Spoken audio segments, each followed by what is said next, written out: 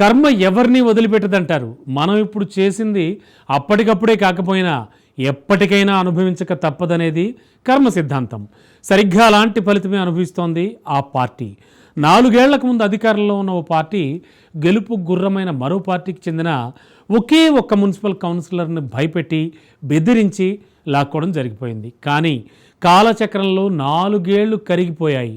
ప్రభుత్వం మారిపోయింది, అధికారం కూడా తిరగబడింది. ఇప్పుడు కౌన్సిలర్ ఏం కర్మ, ఏకంగా మున్సిపల్ చైర్మన్ని లాగేసింది మరో పార్టీ. ఇంతకు ఆ మున్సిపాలిటీ ఏది? కర్మ సిద్ధాంతం అనుభవిస్తోన్న ఆ పార్టీ ఏది? Let's watch. మైదుకూరు రాజకీయాల్లో కర్మ సిద్ధాంతం. ఆనాడు టీడీపీ కౌన్సిలర్ను లాగిన వైసీపీ,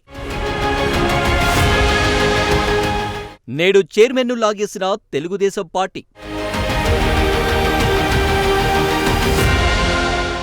రాయలసీమ జిల్లాల కూడలిగా పేరుగాంచింది మైదుకూరు పట్టణం. ఉమ్మడి కడప జిల్లాలో ఉంటున్న ఈ ప్రాంతానిది భిన్నమైన నేపథ్యం. సామాజిక నేపథ్యానికి పెద్దపీట వేసే మైదుకూరు మున్సిపాలిటీగా మారి దాదాపు 10 ఏళ్లు కావస్తుంది. ప్రస్తుతం రెండో చైర్మనే ఇప్పుడు పరిపాలన చేస్తున్నారు. 4 ఏళ్లకు ముందు జరిగిన మున్సిపల్ ఎన్నికల్లో రాష్ట్రమంతా వైసీపీ గాలి వీస్తే తాడిపత్రి, మైదుకూరులో మాత్రమే టీడీపీ హవా కొనసాగింది. అప్పట్లో జరిగిన ఎన్నికల్లో మొత్తం 24 వార్డుల్లో 12 టీడీపీ, 11 వైసీపీ, ఒక్క స్థానం నుంచి జనసేన గెలుపొందాయి. మైదుకూరు ఓటర్లు ఇచ్చిన తెలివైన తీర్పుతో రాజకీయ నేతల తలలు గిర్రున తిరిగిపోయాయి. ఇదే సందర్భంలో అప్పటి అధికార పార్టీ రసవత్తరమైన రాజకీయానికి తెరలేపింది. సామ, దాన, భేద, దండోపాయాలకు ఉపక్రమించింది. ఇక్కడి 6వ వార్డు నుంచి ఎంపికైన ఓ మహిళా కౌన్సిలర్ 3 కొడుకుల్లో ఒకరిని మచ్చిక చేసుకుంది. అప్పటికే గెలిచిన టీడీపీ సభ్యులంతా మైదుకూరులో కాకుండా ప్రొద్దుటూరుకు మకాం మార్చేశారు. ఎలాగైనా మున్సిపాలిటీని సొంతం చేసుకోవాలనే ఏకైక సంకల్పం కలిగిన వైసీపీ మచ్చిక చేసుకున్న ఆ కౌన్సిలర్ కుమారుడితో పోలీసులకు ఫిర్యాదు చేయించింది. పోలీసులు ప్రొద్దుటూరు వెళ్లి ఆ మహిళా కౌన్సిలర్ను తీసుకొచ్చారు.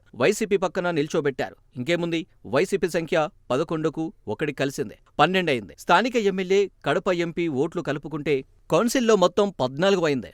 అధికారం అలా అలా చక్కర్లు కొట్టి ఉద్రిక్తతలు రేపి చివరాఖరకు వైసీపీ పంచన చేరిపోయింది. చైర్మన్గా వైసీపీకి చెందిన మాచునూరు చంద్ర ఎంపికయ్యారు. ఈ వ్యవహారమంతా అప్పటి వైసీపీ ఎమ్మెల్యే శేటిపల్లి రఘురామరెడ్డి నేతృత్వంలో జరిగింది. కట్ చేస్తే 4 ఏళ్ల కాలం కరిగిపోయింది. వాళ్లు వీళ్ళయ్యారు. పరిస్థితులు అటూ ఇటుగా మారిపోయాయి.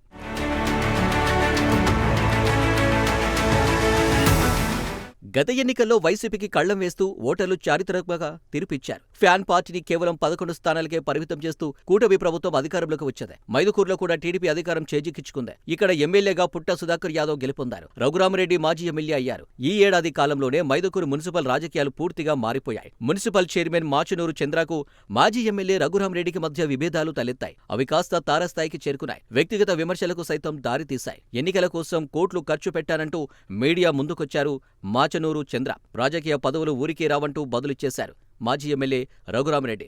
ఇలా ఈ ఇద్దరు వైసీపీ నేతల వ్యవహారం మైదుకూరు పురవీధులు దాటుకుని తాడపల్లి గడప తాకింది. అధిష్టానానికి వీళ్ల విమర్శలు తలనొప్పిగా మారాయి. ఒకానొక దశలో మున్సిపల్ చైర్మన్ మాచనూరు చంద్ర మనసు మార్చుకున్నారట. ప్రస్తుత టీడీపీ ఎమ్మెల్యే పుట్ట సుధాకర్ యాదవ్ కు దగ్గరయ్యారట. ఆయనతో కలిసి ప్రత్యేకంగా సమావేశం కూడా అయ్యారట. పుష్పగుచ్చాలతో అలైబాలై చేసుకున్న ఆ నేతలిద్దరూ ఒకే గూటి పక్షుల్లా మారిపోయారట. టీడీపీ ఏడాది పాలన విజయవంతమైన సందర్భంగా మైదుకూరులో ఇటీవలే సభ జరిగింది. జిల్లా కలెక్టర్ చెరుకూరి శ్రీధర్, ఎమ్మెల్యే పుట్ట సుధాకర్ యాదవ్ ఆధ్వర్యంలో జరిగిన సభకు చంద్ర కూడా హాజరయ్యారట. ఇక రేపో మాపో పసుపు తీర్థం పుచ్చుకునేందుకు మాచునూరు చంద్ర సిద్ధంగా ఉన్నారని సమాచారం.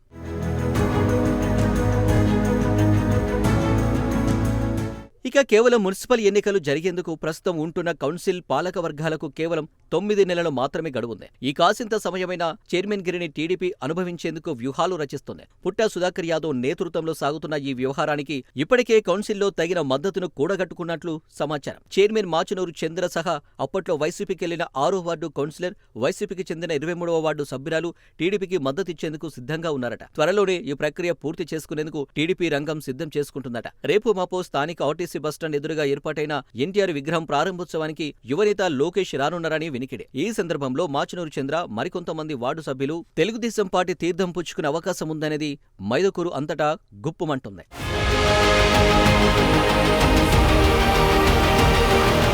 మొత్తానికి కర్మ ఎవరిని వదిలిపెట్టదనే దానికి నిదర్శనంగా నిలుస్తుంది మైదుకూరు రాజకీయం. ఆనాడు అధికారంలో ఉండి వైసీపీ కేవలం కౌన్సిలర్ను రప్పించుకోగలిగితే ఇవాళ అదే అధికారంలో ఉన్న టీడీపీ ఏకంగా చైర్మన్నే లాగేసింది.